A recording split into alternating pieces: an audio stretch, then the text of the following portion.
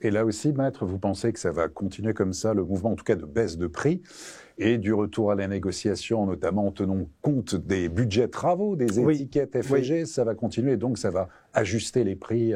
Oui, alors c'est assez curieux, parce que quand on pose la question aux clients, ils vous disent oui, bien sûr, ça a un impact plus fort sur la maison, mais le marché des maisons, c'est un marché à 90 voire 95% des utilisateurs. Donc les utilisateurs disent oui, évidemment, j'ai pas envie de dépenser, d'avoir une facture énergétique trop forte, mais ils voient entre la facture énergétique et les travaux de rénovation énergétique à faire, ils voient la balance et ils se pressent pas toujours. Exemple, j'ai une toiture à refaire pour isoler, c'est très important d'isoler la toiture et c'est un gain énorme en énergie. Mais ils disent ouais, mais la toiture, je peux peut-être attendre 5 ans, 10 ans.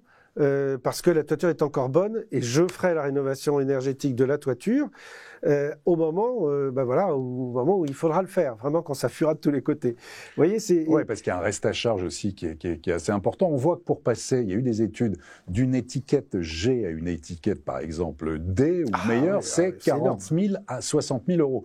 Tout le monde n'a pas les moyens de payer 40 000 ou 60 000 euros, même des ménages qui continuent à rembourser leur crédit et tout ça. Il faut vraiment être accompagné, avoir des aides. Ça, c'est quelque chose, en tout cas, que vous ressentez de plus en plus, cette information sur la valeur verte des biens par rapport à la décote rouge. Oui.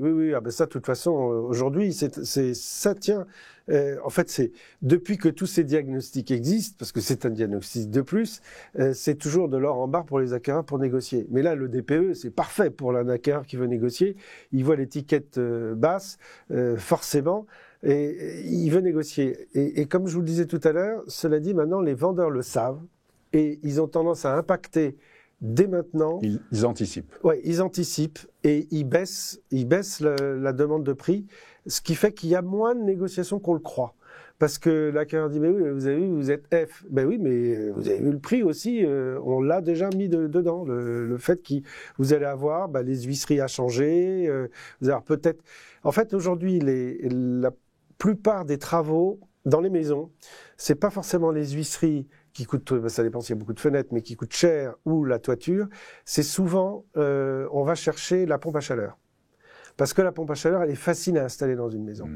Donc, et là, la pompe à chaleur, entre l'énergie primaire et l'énergie finale, c'est extraordinaire. C'est pour ça que la pompe à chaleur, elle est vraiment préconisée partout, y compris en copropriété.